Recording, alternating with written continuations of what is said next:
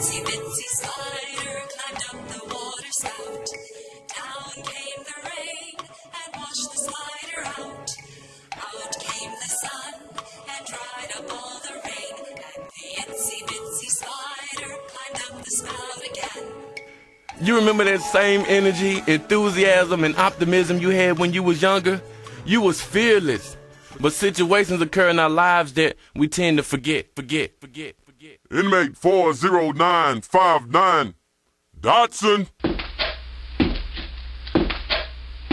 Lock up.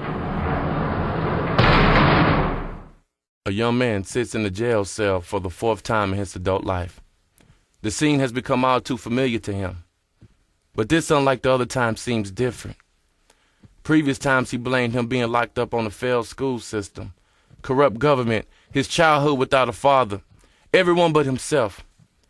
He would sit there furious and evaluate all the others around him, the hard-up criminals, the druggies, the thugs, and the dealers, and he thought to himself, they, unlike him, have a reason to be there, but not him. But this time he began to see that no matter how he looked at his situation, he was not only like them, he was worse, because he so-called understood the system and how it works, but still, he was there in the same position of those who he felt did not understand.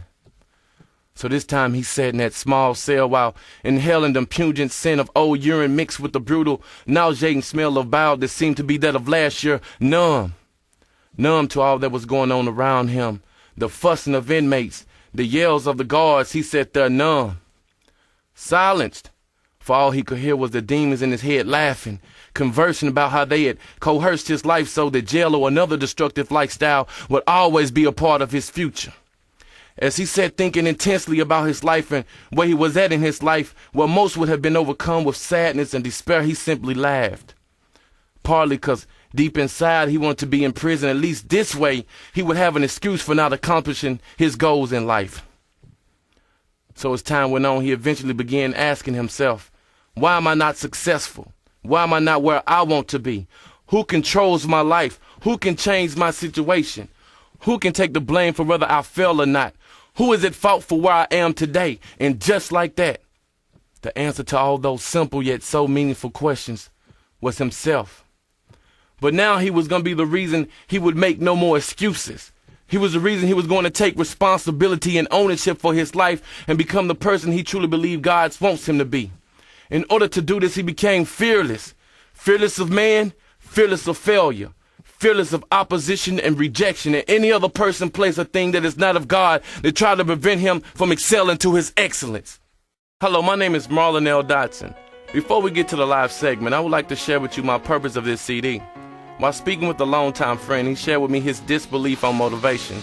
He insisted that motivational teachings did not last. My reply was motivation, just like anything with substance, need to be used correctly if you expect a positive result. Just because a person eats healthy and get all their proteins and daily source of vitamins on Tuesday does not mean they do not have to eat the rest of the week. Motivation, just like water, food, must be used daily to get the results desired.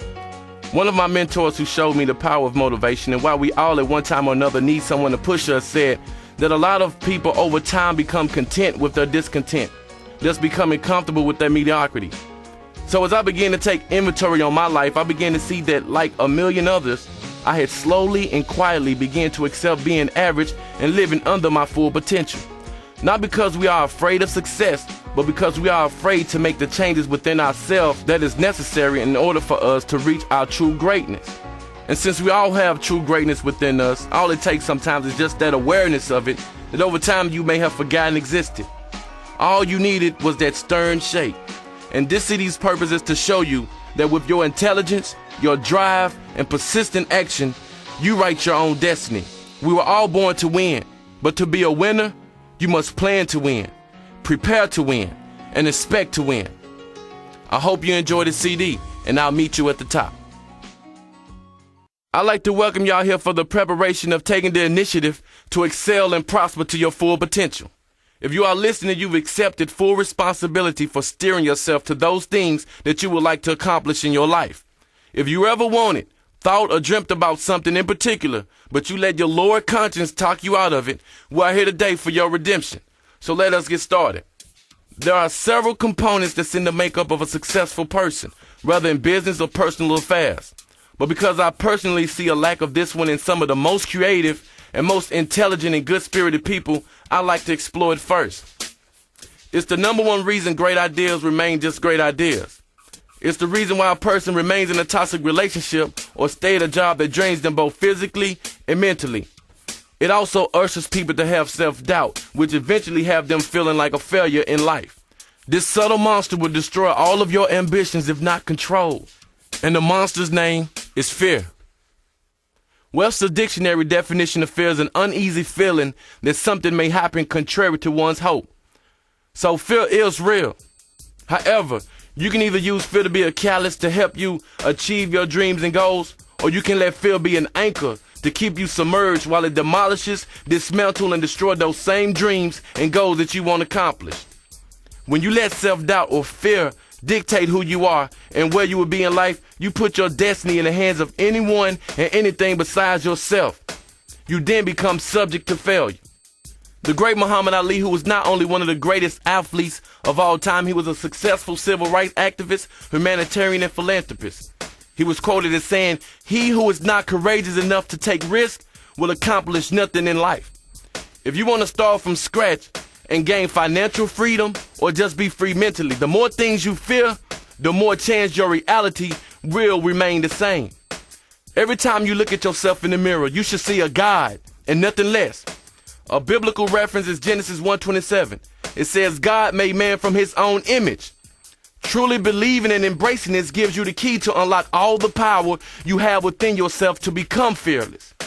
Everyone will feel something at some point in their life. Majority of those things we feel are learned over time. The difference in a fearless person is that they recognize and accept fear as a challenge for them to conquer. And with every win, it gets them stronger mentally, and physically it gets them closer to their goals. Rabindranath Tagore, who is a historical poet and Nobel Peace Prize recipient, said, "Let us not pray to be sheltered from dangers, but to be fearless when facing them." If you allow fear the upper hand, the results can become more greater than the actual fear itself. I remember going with my mom to the hospice homes and visiting the elderly. During our visits, I began to know some of them personally. Most of them, at first glance, you feel sympathy for them because you actually can see their sanity slipping away from them. But just by looking into their eyes, you see so many stories. This one man in particular, although he never spoke, he for some reason caught my attention. He would just lie in bed in a daze, staring up at the ceiling. Until this one day, out of the blue, he slowly raised his right arm and motioned me toward him. Slightly hesitant, because his face always wore a frown. I eventually agreed and moved slowly toward the senior's room. As I began to sit in a chair right by the door, he almost in a whisper muttered softly, "Little men with little minds and little imaginations go through life in little ruts." I looked at him and nodded, yeah, as if I actually understood what he had just said. Then he repeated a little louder, "Little men with little minds and little imaginations go through life in little ruts." Then in a deep, stern voice, he said, "Son, I see you helping your mom around here with the patients, and I can tell you're a good man. But remember, being a good man and having a good heart is not enough." He said, "I too was a good man, but kept putting off my dreams today for tomorrow, and on my way for tomorrow, 30 years had passed." In sharing his wisdom with me, I could see the pain in his eyes, and even when he did smile, you could see the hurt staining the creases of his lips. The band around his arms let me know he was a cancer patient in the last stages. The slight grin on his face when he reminisced about his old dreams seemed to last for hours, but in reality it was seconds. Just as the moisture in his eyes arose, he slightly tilted his head and said, "Son, the medication they give me subdue the pain of the cancer in me, but it does nothing for the excruciating pain of the resentment I have for myself for not following through on my dreams." Now, I've known several people who suffered from cancer, and I know the pain they endured throughout the last stages of their life with medication. And to have someone in that same pain tell me that not living up to their potential hurts far more than the pain of the illness itself was traumatizing to me, and at the same time a wake-up call. As I left his room, I immediately went to the bathroom and looked at that person in the mirror and said, "How dare you with your sane mind, good breathing, beating hard, great dreams and ideas, and the only thing stopping you is this imaginary fear you have of failing. You should be ashamed of yourself.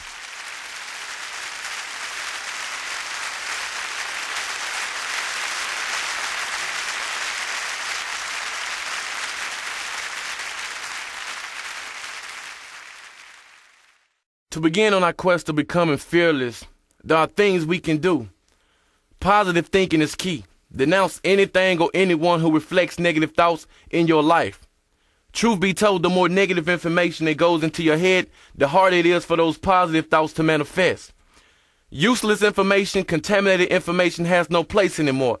So you must continuously filter not only information you are receiving, but the source in which you are receiving it from. Whatever the mind thinks, you will become. So constantly feed the brain your ideas and how they are going to work and how you plan on making them work. Using assured words to back your ideas. Words like when, after, then, next tells your mind it's supposed to happen this way no matter what. When you begin tuning your mind to think positive, there will always be those old doubts that may come up for just a split second. That's natural. You laugh at it for even having the audacity for even trying to become a thought. Dismiss it as if it was an actual person, cursing if you have to. Then back to how you can fulfill your plan. Remember, that split second of doubt can manifest itself to 1 second, then 2 seconds.